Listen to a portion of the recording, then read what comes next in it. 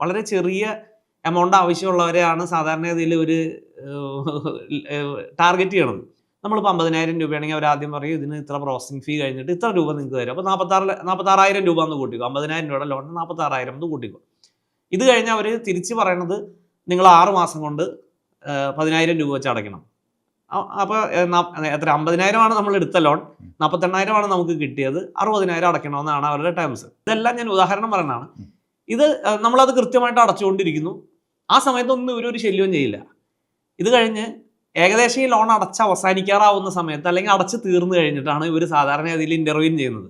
അവർ പറയും നിങ്ങൾ മുഴുവൻ അടച്ചിട്ടില്ല, ഇത്ര രൂപ കൂടി അടയ്ക്കണം. സ്വാഭാവികമായിട്ടും നമ്മൾ റെസ്പോണ്ട് ചെയ്യും. റിയാക്ട് ചെയ്യുമ്പോൾ പിന്നെ ഇമ്മീഡിയറ്റ് നമ്മൾക്ക് വേണ്ടപ്പെട്ട ആരുടെയെങ്കിലും ഫോണിലേക്ക് കോൾ വരുന്നു, ഇങ്ങനെ ഇന്ന ആൾ വളരെ മോശപ്പെട്ട ആളാണ്, അല്ലെങ്കിൽ വിളിച്ചിട്ട് അശ്ലീലമായിട്ട് സംസാരിക്കുന്നു. ഈ സെൽഫിയൊക്കെ കൊടുത്തത് വെച്ചിട്ട് അത് മോർഫ് ചെയ്ത പിക്ചേഴ്സ് നമുക്ക് ഏറ്റവും വേണ്ടപ്പെട്ട കോൺടാക്റ്റുകളിലേക്ക് അയച്ചു കൊടുക്കുന്നു. സെക്സ്റ്റോർഷൻ. ഇത്തരത്തിൽ നമുക്കൊരു തരത്തിലും, അപ്പോൾ നമ്മൾ ഏതെങ്കിലും വളരെ അടുത്തൊരു ബന്ധു വിളിച്ചിട്ട് ഇതെന്താണ് നിന്റെ ഫോട്ടോ ഓൺലൈനിൽ കാണുന്നു, സോഷ്യൽ മീഡിയയിൽ വരുന്നു എന്നൊക്കെ പറയുമ്പോഴത്തേക്കും നമ്മൾ പാനിക്കാവും.